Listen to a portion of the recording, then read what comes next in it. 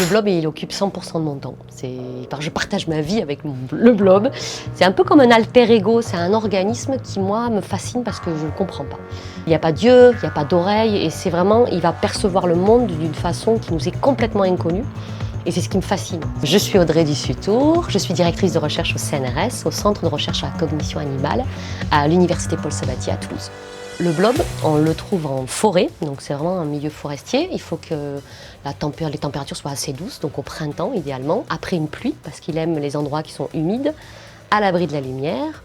Et habituellement, le blob, quand il arrive à maturité, il est visible à l'œil nu. Il va produire des petits organes qu'on appelle des sporanges, à l'intérieur desquels on va retrouver des toutes petites spores, donc ces toutes petites billes microscopiques qui vont être disséminées par le vent.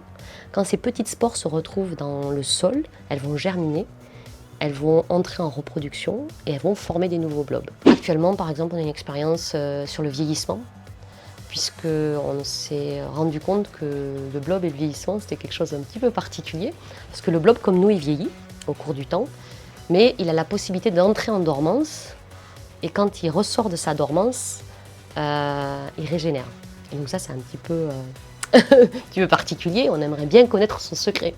Je dois le nourrir tous les jours parce que le blob il double de taille tous les jours, ce qui fait que si on ne lui donne pas à manger, il s'échappe des boîtes. C'est le bisounours de la nature, le blob, parce qu'il n'y a aucune espèce de la grande classe des myxomycètes qui est invasive. Nulle part. Je fais de l'anthropomorphisme tout le temps avec le blob, mais c'est parce que j'adore le blob. Donc on projette un peu des sentiments dessus, mais il n'a pas d'émotion, le blob. Le réseau du blob, c'est un réseau de veines, et il doit optimiser en fait le transport et la distribution des gaz, donc de l'oxygène dans la cellule et des nutriments. On pose des problèmes au blob que nous on a. On lui dit ben voilà, on aimerait que nos données elles prennent le chemin le moins énergivore, le moins polluant possible. C'est Internet qui est le plus grand producteur de CO2 et en particulier les réseaux de télécommunications. L'idée c'est de traduire le comportement du blob en algorithme et de faire des petits logiciels d'optimisation, mais basés, en fait c'est bio-inspiré. C'est une idée qu'on a eue en commun avec Simon Bailly, le dessinateur. En réalité, j'avais écrit un livre en 2017 sur le blob, qui s'appelait « Tout ce que vous avez toujours voulu savoir sur le blob sans jamais oser le demander ». Et quand j'ai publié ce livre, je me suis aperçue qu'il manquait des choses. C'était la partie expérimentale, comment refaire les expériences et surtout comment élever un blob.